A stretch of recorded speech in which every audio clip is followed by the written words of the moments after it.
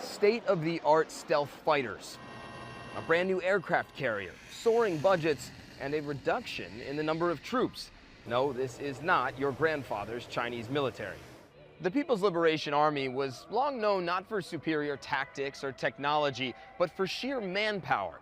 During the Korean War, over 1 million troops like these, immortalized here along the Chinese-North Korean border, forced the retreat of UN forces. But times have changed as the Chinese government has led a relentless push to both modernize and strengthen its military. Start in the sky, as China publicly debuted the J-20 stealth fighter jet last year. It's China's answer to the American F-22 and F-35, China's newest generation warplane. It also just launched its second aircraft carrier. It's done all that by spending more and prioritizing needs. At about $215 billion per year, and with that number set to keep rising, China has the second largest defense budget in the world. But they've reduced costs by cutting about 300,000 men from the standing army, choosing to spend that money elsewhere.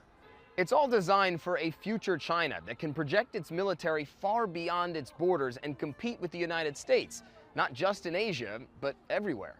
China just announced its first overseas base in Djibouti. But it still appears to have a long way to go before it can truly compete with the US on a global scale. For example, experts say the J-20 fighter lags in stealth technology compared to the F-35.